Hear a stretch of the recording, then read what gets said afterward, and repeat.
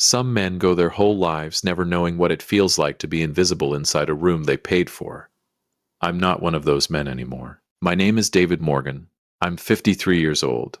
I spent 31 of those years building something, a business, a home, a family. I coached Little League on Saturday mornings and fixed the fence on Sunday afternoons, and never once asked anyone to thank me for it. That's not how I was raised. You work, you provide, you show up. That's the contract. Nobody told me the contract had a cancellation clause. Welcome back to Dad's Sweet Revenge. Grab your snacks, get comfortable, and remember, every villain in these stories thought they were the smartest person in the room. They were not. Subscribe so you never miss a story. It started the way most catastrophic things do, quietly and with good intentions. My son Caleb was 28 when he brought Lily home for the first time. Elizabeth and I were sitting on the back porch when he pulled into the driveway, and I remember watching her step out of the car and thinking, well, she's confident. That's the most honest thing I can say. She had the kind of posture that walks into a room expecting applause. She shook my hand like she was doing me a favor. Lily Chen, she said, I've heard so much about you. She hadn't asked my name. She already knew it. She already knew everything she needed to know about David Morgan before she ever set foot in my house. I didn't understand that then. Good things, I hope, I said, because that's the thing you say. She smiled. Of course, I didn't know it yet, but that smile was the most expensive thing I'd ever see. Caleb had always been a good kid. Not perfect. He could be stubborn, occasionally oblivious, the kind of man who needs someone to read the room for him because he's still marveling at the ceiling. But he had a good heart. He worked hard. He called his mother every Sunday without being reminded. When he told us he was in love, I believed him. When he said Lily was the one, I didn't doubt him for a second. What I doubted, and I kept this to myself because Elizabeth told me I was being paranoid, was the way Lily looked at everything in our house like she was appraising it. The first time she came to dinner, she complimented the kitchen and then said, "Did you renovate recently, or is it just dated?" Elizabeth laughed and said it was original. Lily nodded slowly the way you nod when someone says something you expected. I poured myself a second glass of wine. The engagement happened fast. 8 months after they started dating, Caleb called to tell us. Elizabeth cried. I told him congratulations and meant it. He was happy. And a father's job is to support that. So I did. The wedding planning started almost immediately, and within the first 2 weeks, I had my first real preview of what this was going to cost me. Not in money. Not yet. In dignity. Elizabeth and I sat down with Caleb and Lily at their apartment. We brought a bottle of wine and an open heart. Lily had a binder, an actual binder color-coded with tabbed sections, like she'd been planning this event since before Caleb had even asked. We're thinking the Thornwood estate, she said, sliding a brochure across the table. I picked it up, looked at the photos, looked at the price list on the back page, set it down. That's a beautiful venue, I said. It is, she agreed. We'd need the full weekend package, obviously. Obviously. How many guests are you thinking? Elizabeth asked. Around 280, Lily said. I took a sip of wine. 280 people, give or take. Some of my mother's friends from her church, a few of my dad's colleagues. How many people do we know? I asked, looking at Caleb. He shifted in his seat. I mean, we've got family, some guys from work, the guys from college. So roughly 60 of those 280 are our people, I said. Lily looked at me with that smile again. Weddings are really about the couple, Mr. Morgan, not the guest list. I wanted to say a lot of things, I said. Of course. Here's what nobody tells you about paying for a wedding. It doesn't happen all at once. It happens in increments, like a slow leak. The venue deposit, the catering quote, the florist consultation that somehow becomes a $5,000 commitment, the photographer who is the only one worth using, according to Lily's friend Stephanie, who has opinions about everything and expertise in nothing. Each time a number landed on the table, Lily looked at Caleb. Caleb looked at me. I looked at Elizabeth. Elizabeth touched my arm in that way she has, gentle but firm. That means David, please. And David did. By the time we were 3 months into planning, I'd written checks totaling $41,000. The final tally, by wedding day, would land at $58,240. I know that number the way I know my own social security number. I will know it until the day I die. What nobody tells you about paying for someone else's dream is that gratitude has an expiration date. With Lily, I think the expiration date was somewhere around the second week of planning, when she figured out that I was going to pay, regardless of how she treated me. She was right, but she was wrong about what that meant long term. I didn't know it yet. The 6 months between the engagement and the wedding were an education. I learned that Lily referred to my suggestions as sweet, in the same tone someone uses to describe a child's finger painting. I learned that when Elizabeth made a comment about the centerpieces, Lily would nod patiently and then do exactly what she'd already planned. I learned that Caleb, God love him, had been slowly, steadily trained to defer to his fiancée on all things wedding related, and on quite a few things outside of that category as well. I also learned about Madison. Madison was Lily's younger sister. She was the maid of honor, and she operated as Lily's advance team. She'd show up to planning meetings 15 minutes early, brief everyone on Lily's vision, and gently redirect anyone who strayed from it. She was 25 years old and had the diplomatic efficiency of a UN peacekeeping officer. I respected it, even when it was aimed directly at me. "Mr. Morgan," Madison said to me at a cake tasting in March, "Lily just wants to make sure everyone feels included in the process." "That's kind of her," I said, eating a cube of vanilla cardamom cake that cost more than my first car. "She really values your input." "I know," Madison smiled. "It just might not always look exactly like what you suggested." "Madison," I said, "I've been married for 30 years. I know exactly what that looks like." She laughed. Genuinely, I think. We understood each other after that. The week before the wedding, Brooks arrived. Brooks was Lily's father. I'd met him twice before. Once at the engagement party, once at a dinner that Lily had engineered with the precision of a diplomatic summit. Brooks Turner was a tall man with a firm handshake and the quiet authority of someone who'd spent decades being the most important person in every room. He was a retired corporate attorney. He wore a watch that probably cost more than my truck. What I noticed immediately was that Brooks didn't offer to contribute anything to the wedding. Not a word, not a gesture, not an envelope. He flew in from Phoenix, checked into the hotel on my tab, because the room block was part of the venue package, which I was paying for, and proceeded to conduct himself as the father of the bride in the fullest ceremonial sense, without any of the financial implications. I mentioned this to Elizabeth on Thursday night, the eve of the rehearsal dinner. "David," she responded, "I'm not angry. I'm just making an observation. You sound angry. I'm $41,000 past angry. I've circled back to curious." She kissed me on the cheek. 2 more days. I nodded. 2 more days. The rehearsal dinner was at a restaurant downtown. I paid for it. Caleb gave a speech that made Elizabeth cry. Brooks gave a speech about Lily that was eloquent and warm, and made no mention of anyone in my family. Madison gave a toast that was genuinely funny. Even I laughed. Lily caught my eye from across the table when Madison sat down. "Thank you for everything, Mr. Morgan," she said. Really. And I believed her. That's the thing. In that moment, I actually believed her. The wedding day was beautiful. I want to say that and mean it, because it's true. The Thornwood estate was stunning in late September light. The flowers were extraordinary, cascading white roses and deep burgundy dahlias that Elizabeth had fought quietly for over a 7-hour planning session back in July. The food was exceptional. The string quartet during cocktail hour played Chet Baker, which I'd requested, and nobody told me they'd ignored the request. I walked Caleb to the altar. He was nervous and handsome, and he looked at me just before we reached the officiant and said, "Dad, I need you to know." "I know," I said. He nodded. We both nodded. I didn't cry at the ceremony. Elizabeth cried enough for both of us.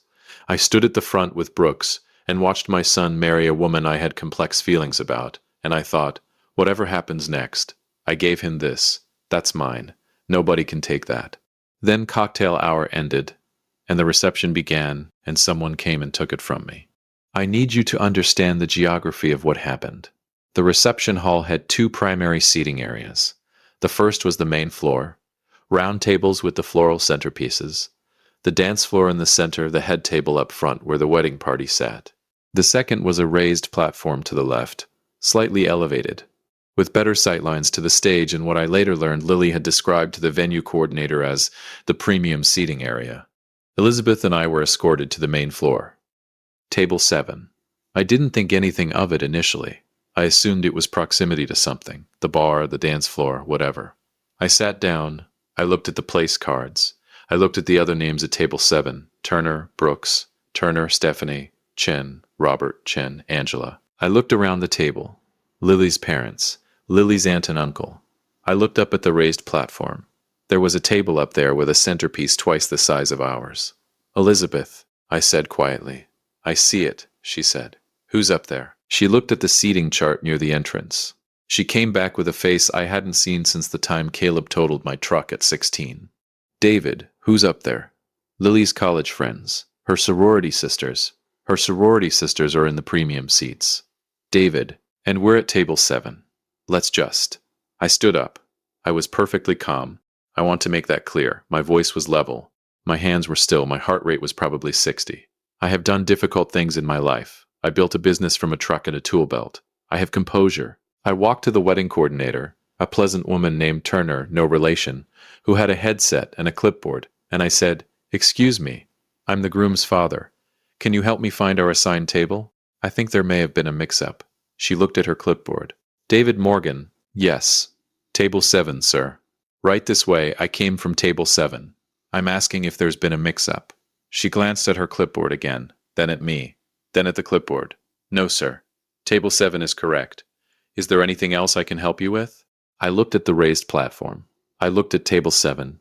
No, I said. Thank you. I went back to my seat. Elizabeth put her hand on mine. It's fine, I said. It was not fine. The moment that ended, everything happened 40 minutes later. I don't know what I was expecting. An acknowledgement, maybe. A toast that recognized what Elizabeth and I had given. A gesture. Some evidence that the last 6 months and $58,000 had registered somewhere in Lily's consciousness as significant. What I got was Lily. She materialized at my elbow during the salad course, radiant in her dress, just married, holding a glass of champagne. She leaned down and said it quietly, not mean, not sneering, almost conversational, like she was telling me the soup of the day. David, I hope you're comfortable. I wanted to let you know, tonight the wedding party seating is reserved. If you could just enjoy the evening from here, that would be wonderful. You're here as a guest. I looked at her. You're here as a guest, she said again, smaller this time, like a reminder. I didn't say anything. She straightened up, smiled that smile, and walked back to the head table. I sat very still for approximately 15 seconds. Then I picked up my fork and ate my salad. Elizabeth was watching me. David, eat your salad, I said. David, what did she... She told me I'm a guest, I said, so I'm going to sit here and be a very good one. Elizabeth set her fork down. I'm fine, I said, but something had just clicked off inside me, quietly, the way a furnace shuts down. No drama, no explosion, just a switch, and a silence where the heat used to be. I watched Caleb for the rest of the evening. I want to be fair to my son. He didn't look comfortable. He danced with his bride and laughed with his groomsmen and clinked glasses with Brooks and his college friends. But twice, I caught him looking across the room at me with something in his eyes that I couldn't name. Guilt, maybe, or the particular helplessness of a man who knows something is wrong but has decided it's too late to fix it. I didn't go to him. He didn't come to me. At 9 o'clock, I told Elizabeth I was going to get some air. I walked outside to the Thornwood Terrace. It overlooked a garden, lit softly from below, white roses and burgundy dahlias everywhere.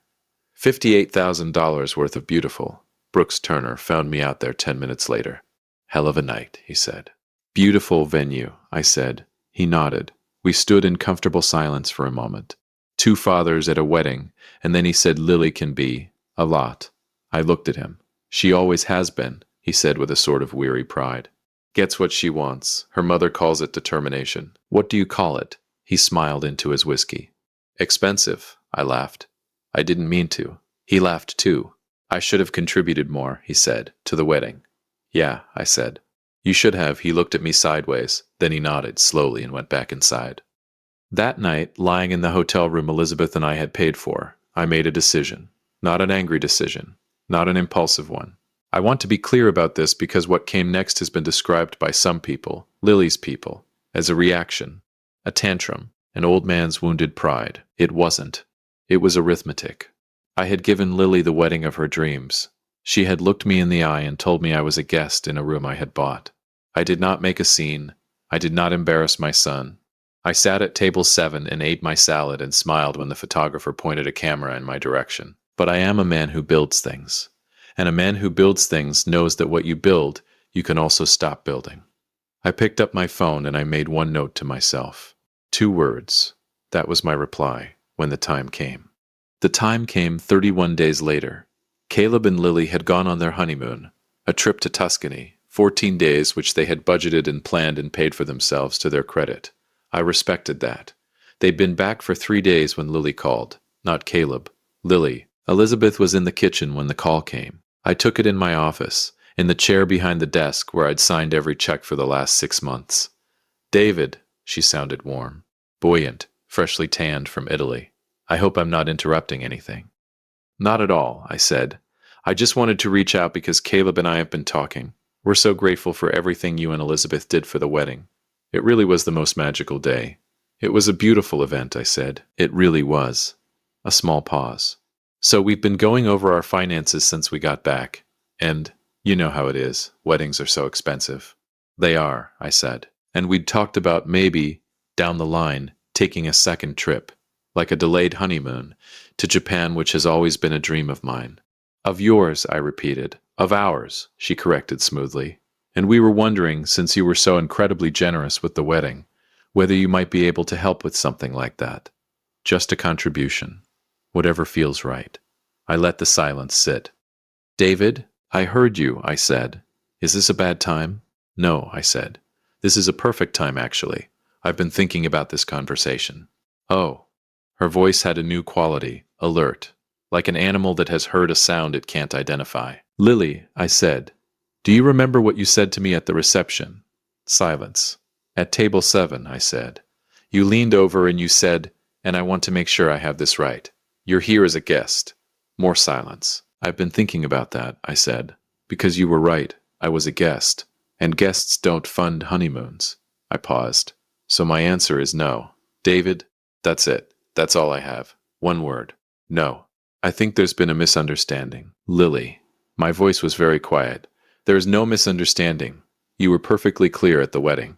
I was a guest, so I'm going to act like one. Guests give toaster ovens and gift cards. They don't write checks for vacations. The line was silent for a long time. I'm going to tell Caleb. Please do, I said. He can call me. I'd love to talk to my son. I hung up. I sat in my chair.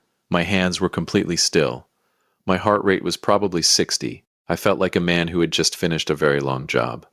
Caleb called that evening. I want to tell you that conversation was easy. It wasn't. He was hurt and confused, and he said things, not cruel things, but things that stung because they came from him, not from Lily. He said I was being petty. He said I was punishing his wife for a seating arrangement. He said Elizabeth was upset. I let him talk. When he was done, I said, Caleb, I love you. I paid for your wedding because I love you, not because I expected anything. But I will not be told I'm a guest in a room I paid for and then be asked to fund the next trip. That's not how it works. Not for me. She didn't mean it like that. She said it twice. I said, quietly so only I could hear. That's not an accident. He was quiet for a long time. I need you to understand, I said, that I'm not cutting you off. I'm cutting off the open wallet. Those are 2 very different things. You want to come over for dinner Sunday? I'll grill. Elizabeth will make that corn salad you like. But I'm not a bank account with a dad attached to it. He hung up without saying yes or no. He showed up Sunday. Without Lily. We grilled. Elizabeth made the corn salad. We didn't talk about the wedding. We watched football and argued about the offensive line, and I had 2 beers and fell asleep in the recliner before the 4th quarter. It was the best afternoon I'd had in a year. Now here's where I tell you what happened in the weeks after.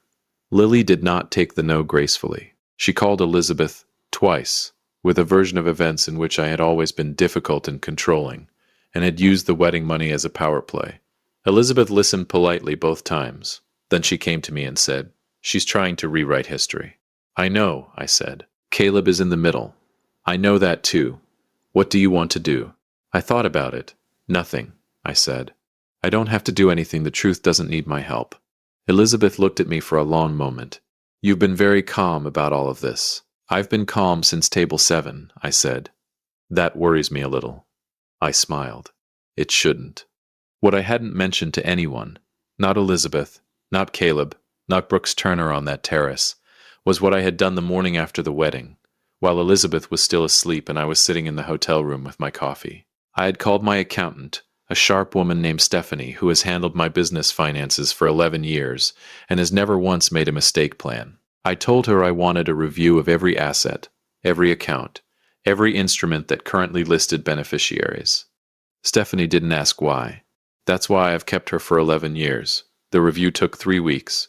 The restructuring took 2 more. By the time Lily called asking for honeymoon money, everything was already done. The business, my contracting company, the thing I built from a truck and a tool belt, had been transferred into a trust. A very specific trust with very specific terms, drawn up by my attorney. The terms were simple. The trust benefited Elizabeth Morgan, and upon her passing, Caleb Morgan, under the condition that he was not, at the time of distribution, in a marriage that had been legally determined to have resulted from financial coercion or undue influence. That last clause was my attorney's idea. I thought it was aggressive. He said, "David, you're not wrong to protect what you built." I signed it.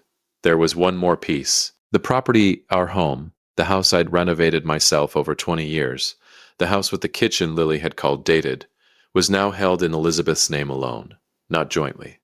Hers, I hadn't done this out of hatred.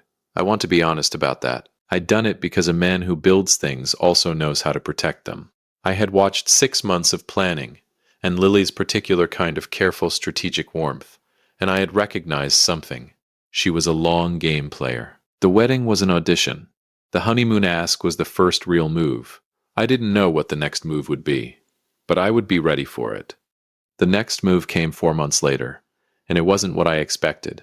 Lily filed paperwork with her attorney requesting a formal accounting of the wedding expenditures. I'm still not entirely sure what she was trying to accomplish. Her attorney sent a letter suggesting that certain wedding expenses may have created a financial obligation that entitled the couple to additional family support going forward. I read that letter 3 times. Then I called my attorney. He called their attorney. Their attorney received in response a very polite and very thorough package. Copies of every check I had written, every invoice I had paid, every contract I had signed. All of it in my name, for a wedding that Lily had designated me to attend as a guest. The letter also included a single line at the bottom, which my attorney wrote, and which I approved.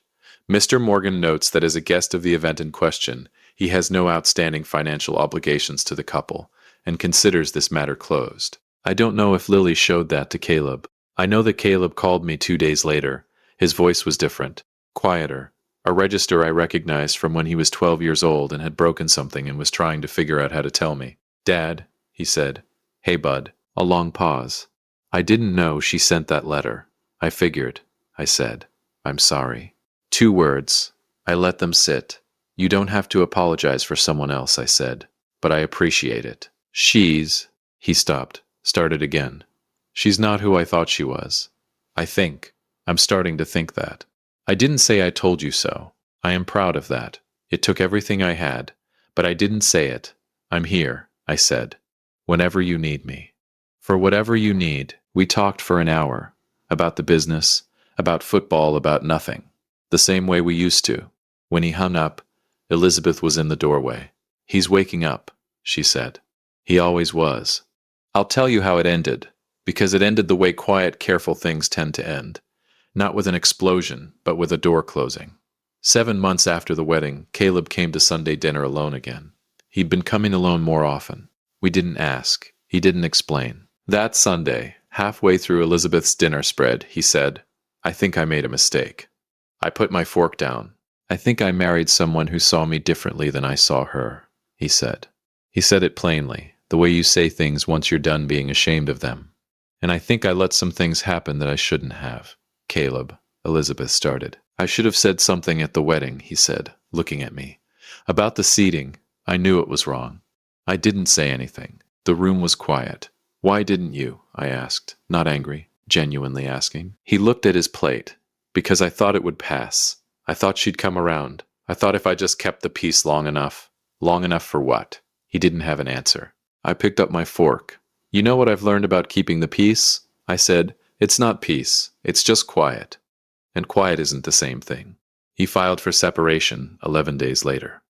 I'm not going to pretend I was sad about it. I know how that sounds. He's my son, and his pain is real, and I sat with him through every hard night of those first months. The legal meetings, the dividing of the apartment, the first holidays alone. I did all of that. I showed up. But I am not going to pretend I mourned Lily's exit from our lives. What I will tell you is this. The week the separation was finalized, Brooks Turner called me. I hadn't spoken to him since the wedding terrace. He said, "I heard." "Yeah," I said. "I'm sorry." "Don't be," I said. "Your daughter made her choices. My son's making his." He paused. "She told me you refused to help with the honeymoon." "That's accurate." "She said you were cruel about it." "Brooks," I said one word. "No. That's it. If that's cruel, I think we have different definitions." He was quiet for a moment. Then he said, "She always did have her mother's version of events." "I'll bet." Another pause. "For what it's worth, David, I should have written a check." "Yeah," I said. "You should have." We both laughed. "Same as the terrace." "Take care of that boy," he said. "Always have," I said. It's been 14 months since the wedding. Caleb has a small apartment and a good lawyer and a clearer head than I've seen in 2 years. He came over last Saturday and helped me re-roof the garage, something we'd been meaning to do for 3 summers. We worked from 8 in the morning until 4 in the afternoon. Elizabeth brought us sandwiches at noon. The dog kept trying to climb the ladder. At 4 o'clock, when we were packing up the tools, Caleb said, "Thanks for not saying I told you so." "I thought about it," I said. "I know. Approximately 400 times." He smiled. First real smile I'd seen in months. I should have listened. "Yeah," I said. "But you got here." He nodded. I handed him a beer and we sat on the tailgate of my truck and watched the sun go down over the yard that belongs to Elizabeth now, officially, legally, irrevocably. The yard with the fence I fixed every Sunday for 20 years. The home that no one is taking from us. I thought about Table 7. I thought about Lily's voice saying, "You're here as a guest," like it was nothing. I thought about the check with all those zeros that bought her the most beautiful day of her life and earned me a folding chair in the back of the room she couldn't have afforded without me. I thought about 2 words. No. That was the first set. Here are the last ones. The ones I've been sitting with for 14 months. The ones that cost me nothing and gave me everything back. My house, my rules, my son, my call. Some men go their whole lives never knowing what it feels like to be invisible inside a room they paid for. I'm not one of those men anymore, and Lily Chen Morgan, currently Lily Chen in the process of reverting, is not getting a single dollar more from David Morgan. Not now, not ever. She wanted a guest. She got one. If you liked this story, join our community by hitting that like button and subscribing for more real